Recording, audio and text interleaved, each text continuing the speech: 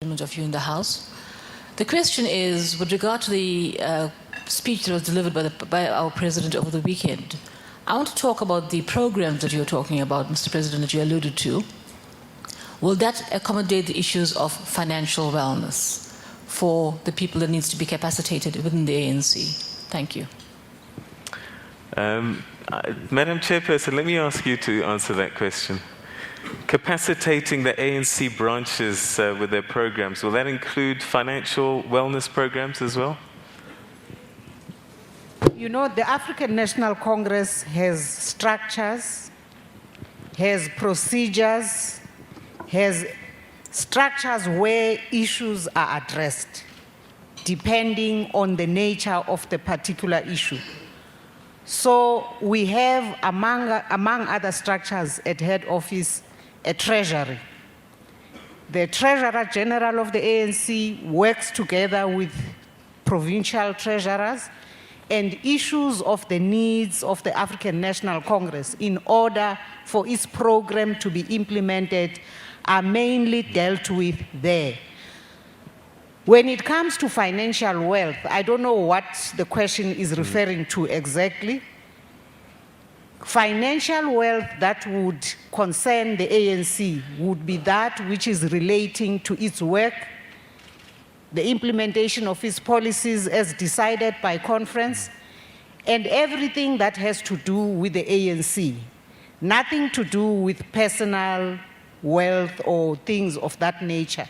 The ANC does not deal with those kinds of things except where it relates to policy as to how, as the African National Congress, we lead society in how best to be very well organized and do things according to the will of the majority of our people. And those issues were usually informed by our branches because they live among our communities, they live among our people, and it's there that we see how the ANC lives and the ANC leads. It leads also where there are particular types of problems. Thank you. Okay. Table 24, Bushamana Jonas, was it Jonas? Jonas, if you have a question on policy, land reform, where are you? Yes, thank you very much. I think we must welcome the decisive and comprehensive manifesto of the African National Congress. Mr. President, on the land reform and redistribution process, while there has been significant improvement, I just wanted to check as to whether we will be able to bring a new approach, especially in terms of the willing buyer, willing seller approach, which has proved to be a challenge in the past. Thank you very much. Okay. Mr. President? Well, thank you very much. Thank you for that question. Certainly, yes. I think we have said very clearly that the willing seller, willing buyer approach has not sufficiently addressed the question of the land.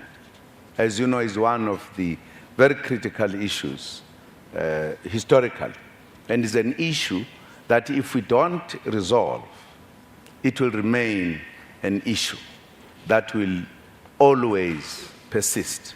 And this was said by one of our leaders, Dada Susul, that the issue of the land will persist until we find a solution.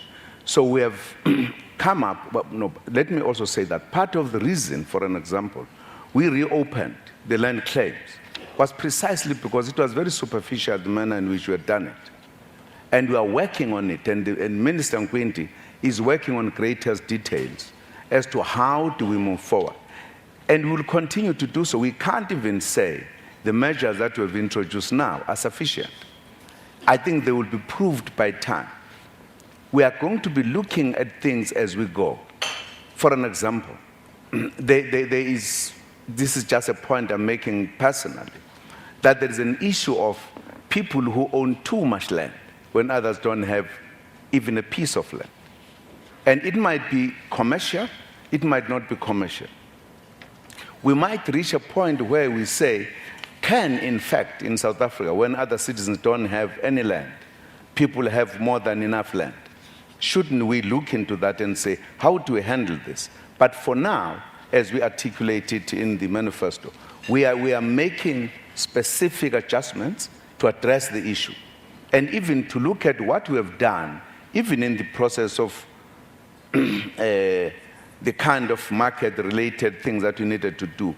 Did we have the program that actually talked to what happens when people get the land, when the land had been productive before?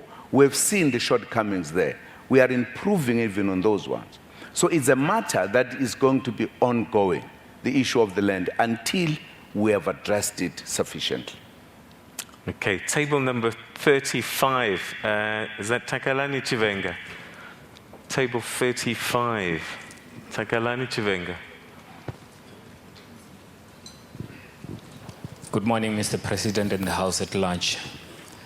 The division between ANC and the labor movement is dividing both the organization and the ordinary voters. What is the President or the ANC doing about it?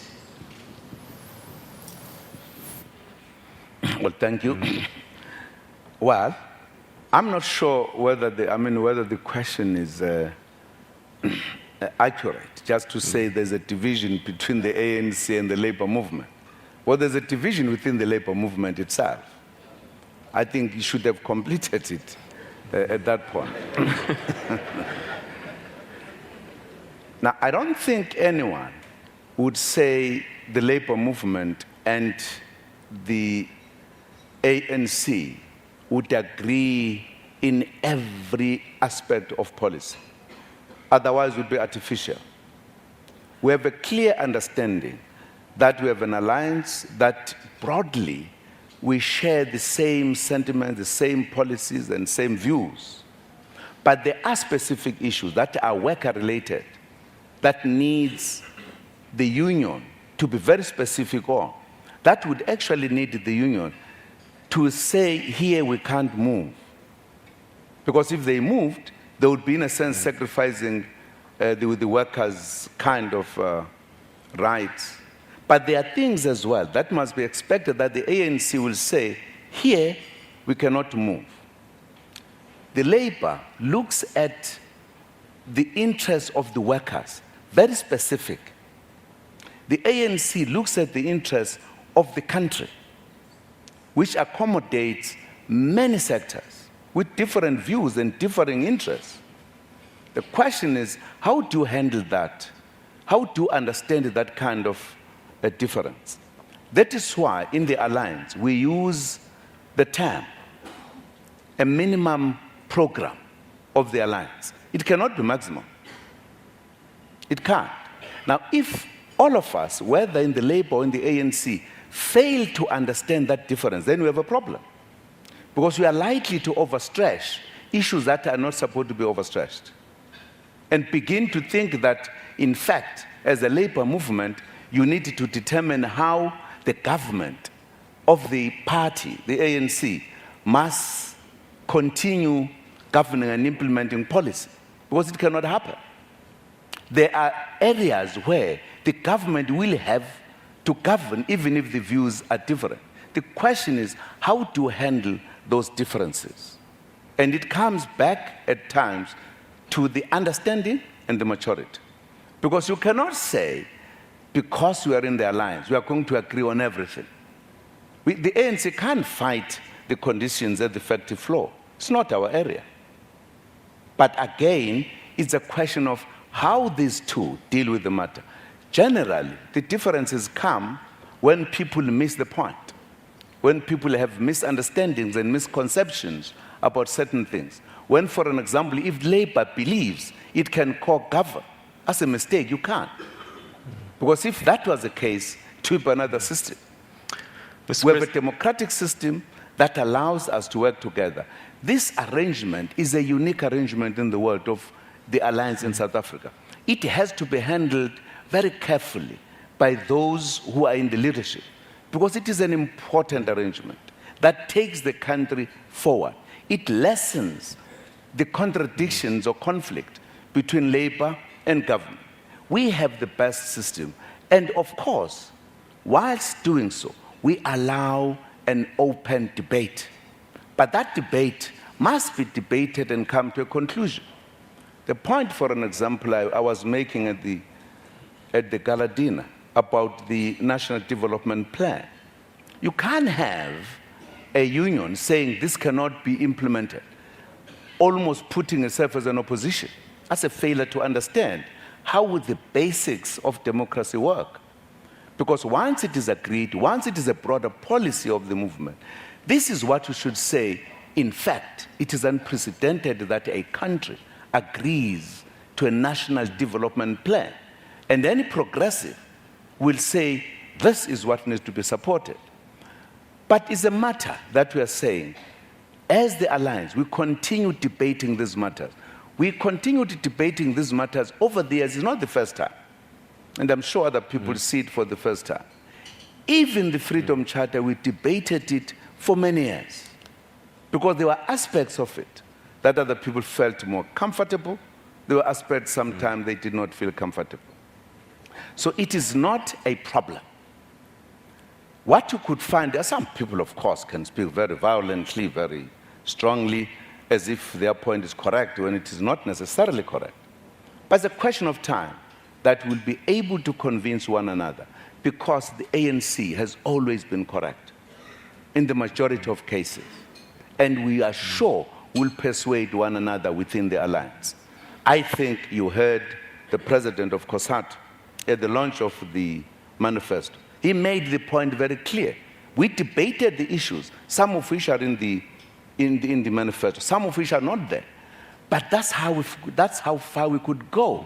That's a correct way, that's a culture, that's how we operate. There is no crisis.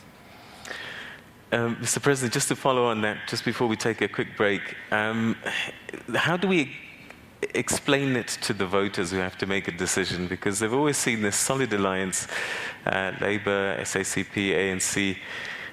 We heard, as you said, the president of COSATU, Mr. Dlamini, say that we're on board, we support the manifesto, etc. But we do have NUMSA within there who's saying they're not going to support the ANC.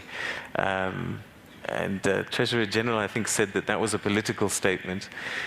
How do we explain to the voters then when we see one of your key partners within Labour saying that they're not going to support you? Firstly, it's not COSATU which says so, which we are in alliance with. And NUMSA is an affiliate of COSATU. And I think that should be clear. So it's not therefore that the word the Labour is saying something different. It's a union. And it has absolutely a free right to say so. Ours is to engage NUMSA, and we are engaging NUMSA to debate that issue. What are the reasons? Because we must be clear, what is it that makes NUMSA to say you don't? If you say it's National Development Plan, then we have an issue, and we have got to raise the issue with them. Whatever other issue, we have the points to make. So we can't make a conclusion. All what we are going to say to the voters, these are our colleagues and comrades. They've got a different view for now. We don't agree with them. This is a line we believe everybody is following. However, we are engaging them. We want them to change their minds and vote for the ANC. So we're going to engage them. We're going to campaign them to vote for the ANC as well, with their views. Okay. On that note, we'll take a quick break and we'll